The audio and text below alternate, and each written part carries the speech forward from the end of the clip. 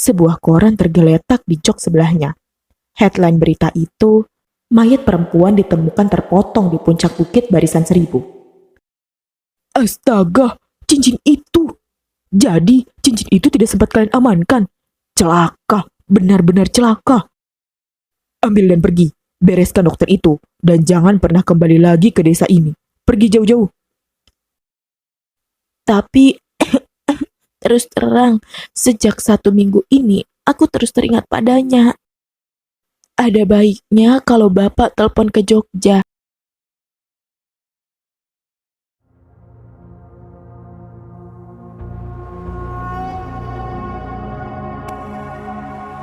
Assalamualaikum warahmatullahi wabarakatuh. Salam sehat berlimpah rezeki untuk kawan Aceh dimanapun berada. Untuk cerita kali ini berjudul Jatmiko The Series 1, Mutilasi. Dari tulisannya Kak Breaking 182 nih. Sebelumnya, Aceh ingin mengucapkan terima kasih yang sebesar-besarnya kepada Kak Breaking 182. Nah, buat kawan Aceh yang ingin membaca ceritanya secara langsung, link cerita sudah Aceh sertakan dalam deskripsi ya.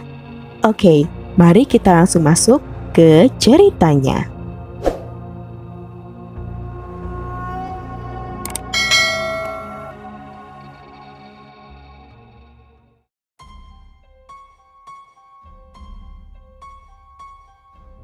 Kalau begitu, segera akan kutelepon Kang Daim, kata Parmin. Kuharap kau jangan terlalu khawatir dan berpikir yang jelek, Lastri. Parmin mengelus punggung istrinya. Sesaat kemudian, Parmin berdiri. Dia melangkah ke samping, ke arah ruang depan. Dihampirinya sebuah pesawat telepon yang berada di atas meja berukiran. Jari tangan kanannya setengah gemetar memijit beberapa nomor yang ada di badan telepon.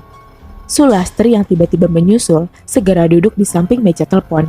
Tidak berapa lama terdengar sahutan dari sebang telepon. Halo? Terdengar suara lelaki rada serak dan berat. Saya Parmin, Kang. Wonogiri. Oh iya, ada apa di Parmin? Hanya sekedar bertanya kabar, Kang. Bagaimana keluarga di Jogja? Terdengar suara tertawa, lalu disambut dengan jawaban. Baik-baik saja di sini. Bagaimana dengan keluarga Wonogiri? Baik juga, Kang. Oh iya, Kang. Saya mau tanya, Galuh apakah ada di situ? Karena 3 hari yang lalu katanya libur semester akan pulang. Hanya saja sudah seminggu lebih, anak itu tidak pulang-pulang juga. Orang di seberang telepon terdiam. Sesaat kemudian, maaf Dik Parmin, Galuh telah mohon diri dari kos 3 hari yang lalu. Sesuai keterangannya, dia berkata akan langsung pulang. Apakah dia belum sampai? Parmin menarik napas, lalu saling pandang dengan istrinya.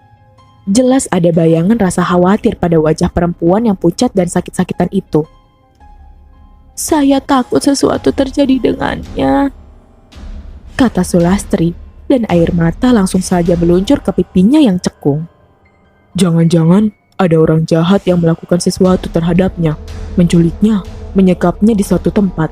Selama Galuh berada di kos, apakah jenengan melihat ada kelainan-kelainan pada diri anak kami itu, Pak? Tanya Parmin. Maksud Dek Parmin? Balik bertanya Kang Daim dari seberang telepon. Maksud saya, mungkin sebagai induk semangnya, Galuh lebih terbuka terhadap jenengan daripada kami. Mungkin ada sesuatu yang menjadi unek-uneknya atau yang menggelisahkannya. Misal, siapa tahu dia sedang ada masalah di kampus atau sedang marah dengan kekasihnya yang bernama Johan itu. Sahut Parmin pula. Tidak ada tanda-tanda apa-apa, Dik. Juga tidak pernah dia mengatakan sesuatu yang ganjal kepada saya. Kalau begitu, kemana perginya anak itu? Tanya Parmin seraya memandang pada istrinya yang tengah mengusap air matanya. Kita harus mencari tahu di mana dia berada, Pak, berkata Sulastri. Tentu saja. Aku akan memerintahkan para bawahanku. Bahkan aku sendiri yang akan turun tangan. Dan Kang Daim, aku minta kau juga melakukan pencarian. Itu memang menjadi tanggung jawab saya, Dik Parmin, sahut Kang Daim. Matur suwun, kita lanjutkan nanti, Kang. Tolong beri kabar jika Kang Daim mendengar berita tentang Galuh. Terdengar sambungan telepon terputus. Parmin meletakkan gagang telepon di tempatnya semula, dihampiri istrinya yang masih menangis bercucuran air mata, dipeluk perempuan yang telah 30 tahun dinikahinya itu. Suasana menjadi sunyi, hanya sesekali terdengar isak tangis Sulastri yang tenggelam dalam pelukan Parmin suaminya. Menurut kedua orang tuanya, Johan meninggalkan Jatiwalu 10 hari lalu. Mereka tidak tahu kemana anak mereka itu pergi. Aneh, dan aku juga curiga, kata Parmin sambil melangkah mondar-mandir dalam kamar tidurnya yang besar, sementara istrinya Sulastri duduk merenda dekat jendela. Kalau kau curiga, Pak, dengan siapa kau curiga? Bertanya Sulastri. Dengan siapa lagi kalau bukan dengan Johan? Sudah sejak dulu aku tidak suka pada anak itu. Tapi kau selalu membelanya, mengatakan Johan adalah calon suami yang paling cocok untuk Galuh. Padahal dia adalah pemuda begajulan. Pekerjaannya tidak sesuai dengan status sosial kehidupan keluarga kita. Hanya kebetulan saja dulu kakeknya pernah jadi kepala desa di Jatiwalu. Tentunya kau punya alasan mencurigai pemuda itu. Aku yakin anak gadis kita ini telah dibujuknya untuk kipoi lari. Karena dia tahu aku tidak suka kalau dia menjadi menantuku. Sulastri batuk-batuk beberapa kali, lalu berkata, sulit bagiku mempercayai bahwa Johan mau melakukan apa yang kau katakan itu. Lalu, kemana dia menghilang? Dan kemana lenyapnya anak gadis kita? Tukas Parmin. Sulastri meletakkan rendaannya di atas pangkuan. Matanya menerawang jauh. Parmin dan istrinya sama-sama memandang pada putri mereka satu-satunya dengan mata tak berkedip dan wajah yang menyatakan keheranan. Banyak keanehan terjadi akhir-akhir ini pada dirimu, Galuh, kata Parmin pada putrinya. Galuh hanya bisa menatap wajah kedua orang tuanya sesaat, lalu menundukkan kepala. Sang ibu sesekali batuk. Setelah mengurut dadanya, perempuan itu memegang lengan anak gadisnya, lalu berkata, anakku, kami berdua tidak merasa heran jika kau mengatakan telah tertarik pada seorang pemuda. Memang terus terang, kami memang sangat mendambakan agar kau segera menemukan seorang calon suami. Meskipun sekarang kau masih kuliah semester 6. Katakan pada kami, siapa pemuda kekasih hatimu itu? Batalkan saja niatmu untuk memperkenalkannya pada kami. Jika pemuda itu hanya orang biasa, bapakmu ini orang terpandang di desa Pandak ini, seorang tuan tanah yang tersohor dan dihormati. Galuh terdiam di kursinya, kepalanya ditundukkan dalam-dalam. Suaranya terdengar lirih. Pemuda kekasih hati saya bernama Johan. Dia berasal dari desa Jatiwalu dan sekarang dia bekerja di sebuah peternakan ayam. Sudahlah anakku, satu hal yang kau harus ingat. Kami, orang tuamu, tidak akan menjodohkanmu dengan seorang pemuda gelandangan. Kami lebih suka kau jadi perawan tua seumur hidup daripada punya menantu yang memberi malu dan menurunkan derajat kami. Berubahlah paras Galuh mendengar kata-kata ayahnya itu. Kedua bola matanya tampak seperti membesar dan mengeluarkan sinar yang sesaat sempat membuat ayah dan ibunya tercekat. Gadis itu bangkit dari kursinya. Ayah dan ibu terlalu diperbudak oleh kedudukan, jabatan, tingkat, dan derajat. Ayah dan ibu lupa, semua manusia dilahirkan sama, terbuat dari darah dan daging. Dan saya benar-benar tidak mengerti. Ada orang tua yang lebih suka melihat anak gadisnya menjadi perawan tua hanya karena gila jabatan dan derajat. Galuh! Teriak Parmin keras sekali. Galuh sendiri saat itu sudah bangkit berdiri, lalu bergegas masuk ke dalam kamarnya. Pintu dikuncinya dari dalam. Sunyi sesaat, lalu terdengar isak tangisnya. Parmin dan istrinya berusaha masuk ke dalam kamar dan mengetuk pintu berulang kali. Tapi Galuh menutupi wajahnya dengan bantal dan menangis lebih keras. Parmin geleng-geleng kepala. Kedua suami istri itu saling pandang beberapa ketika. Pengusaha sekaligus tuan tanah ini akhirnya mengangkat bahu dan berkata, biarkan saja, nanti kalau dia sudah tenang pasti mengerti sendiri. Saya rasa ada baiknya kau menemui pemuda itu, Pak, agar semua lebih jelas dan terang benderang.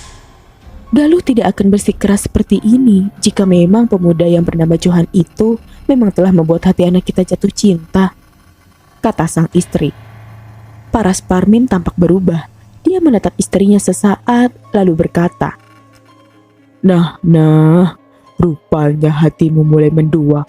Kalau kau memang ingin bermenantukan seorang rendahan yang hanya bekerja jadi buruh di peternakan, silahkan kau temui dan berbicara sendiri dengan Johan.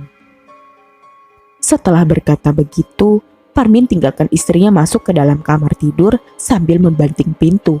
Tinggal kini sang istri yang tegak sendiri termangu-mangu di depan pintu. Sesaat kemudian, dia kembali mengetuk pintu kamar anak gadisnya itu. Tapi tetap saja tak ada jawaban. Perempuan ini akhirnya masuk ke dalam kamar menemani suaminya. Yang saya takutkan, Pak, jika kita terlalu keras, saya khawatir anak itu akan melarikan diri, minggat dari rumah ini. Kita juga nanti yang akan malu. Kalau dia memang mau minggat, aku tidak akan mencarinya. Mungkin itu lebih baik. Aku tidak takut kehilangan anak daripada menerima malu besar. Kalau dia kabur bersama pemuda itu, akan kubunuh kedua-duanya, kata Parmin dengan wajah keras membesi. Istri Parmin tidak bisa memincingkan matanya sementara suaminya sudah tertidur ngorok di sebelahnya.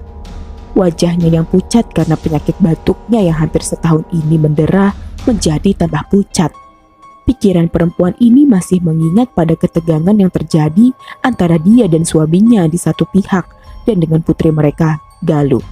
Setelah bolak-balik beberapa kali, akhirnya perempuan ini turun dari tempat tidur. Di luar kamar, dia termenung sesaat sebelum kemudian melangkah menuju kamar tidur anaknya.